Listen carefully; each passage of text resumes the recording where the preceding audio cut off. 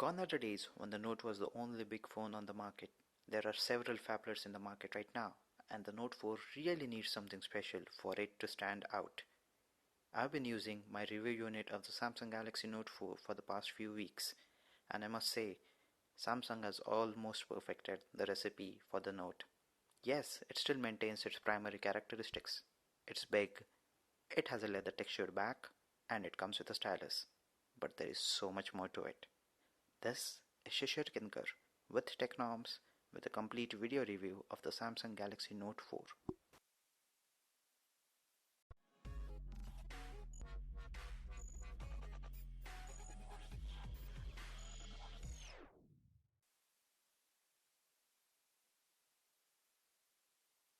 The phone gets its premium feel from a metal frame which is flat and merges into the screen and the back cover in edges that are almost too sharp. This silver colored chamfered edge is much more pronounced along the corners of the device where the sides slightly bulge out before merging into the top and bottom sides.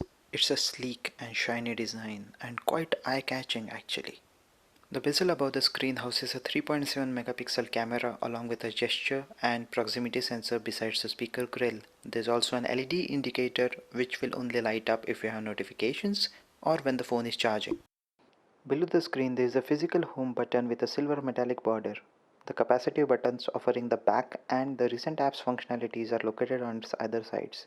The pinstripe design on the bezel of the Note 4 is much shinier and sharper than the grid design on the Note 3 and certainly looks much better.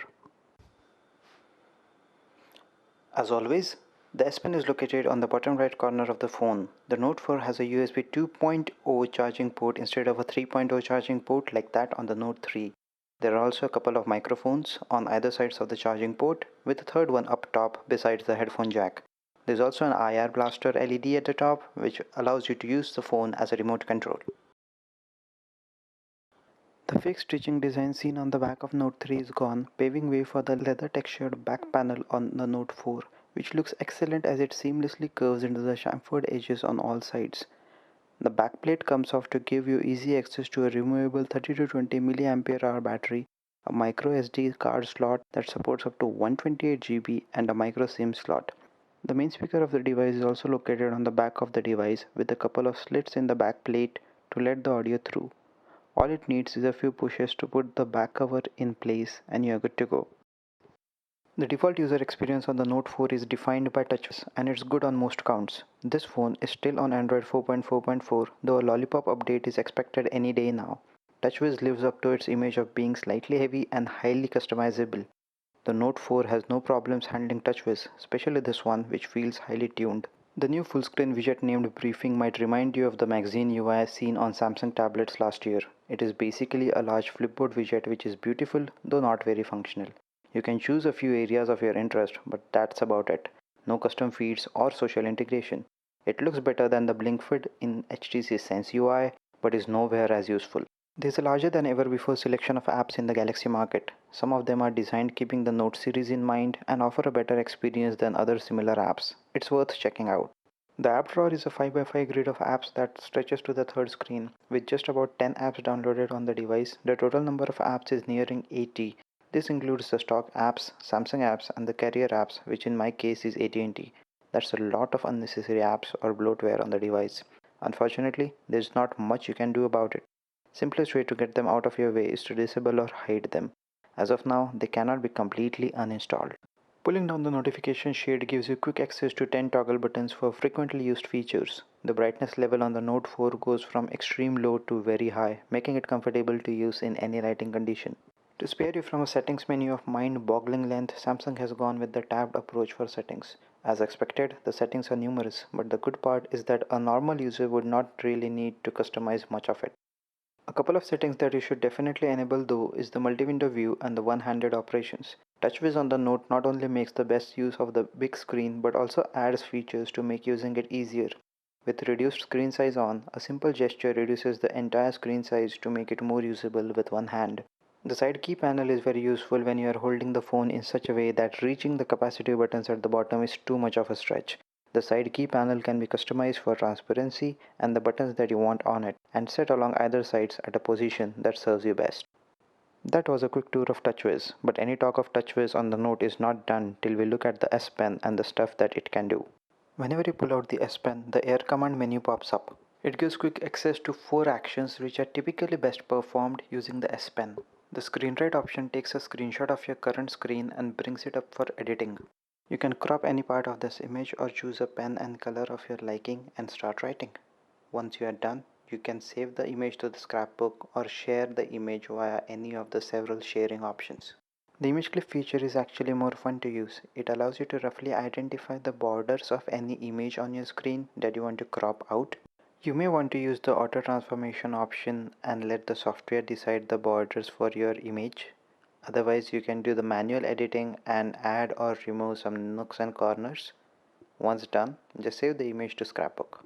Smart Select lets you mark an area of the screen which is then clipped out as an image. You can have a series of such selections which are grouped in a folder that you can save or delete. Some meta text is captured for all these selections. Say if you do a selection on a web page, the URL of the web page can be seen in the meta text. The action memo option is basically a shortcut to the S Note application. It opens up a new blank note ready for you to start writing. The contents of the note can then be used to create a task list, see a location on a map, search in a browser, send a mail or message to, create a contact, or even place a call. Handwriting recognition on the note is greatly improved, but it still struggled with my handwriting. I had to write extra clearly for it to properly identify what I am writing. These features are fine, but the main feature of the S Pen does not come with a menu. It's text selection. You can use the S Pen as a mouse by holding down its button and dragging it across the text that you want to select. It does not get more comfortable than this, and once you use it, you will keep coming back. You can actually also use this in the gallery to select multiple images in one swipe. That's pretty cool. With the 5.7-inch goodness of Quad HD Super AMOLED display, the viewing experience on the Galaxy Note 4 is a pure pleasure. Despite the big screen, the Quad HD resolution means that the display has 515 pixels per inch.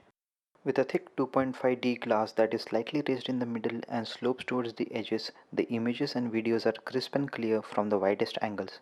The images are sharp, the colors are vivid. With a super rich saturation and high contrast, the Note 4 display truly makes for an amazing viewing experience. A video of this screen, especially with the white balance imposed on it, does not do justice to the real quality of this display. When seen with the naked eye, the display on the Note 4 is completely outstanding.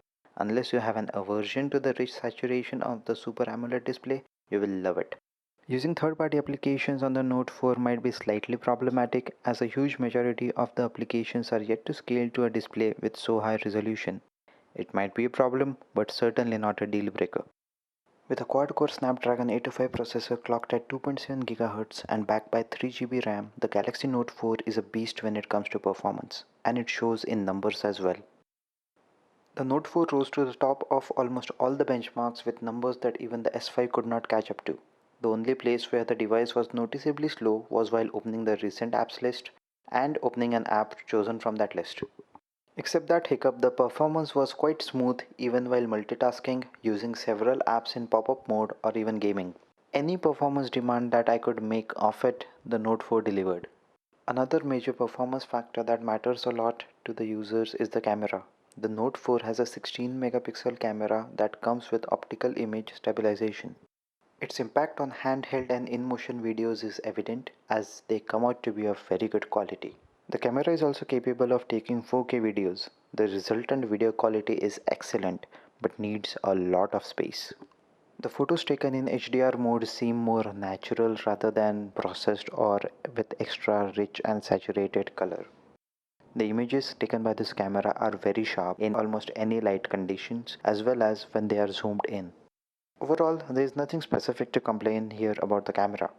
It's highly functional and takes high quality photos as well as videos.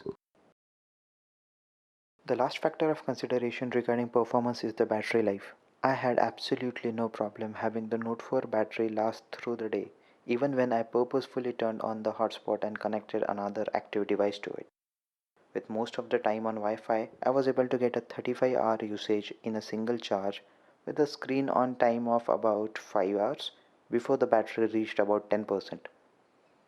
This is the performance when no power saver mode was on.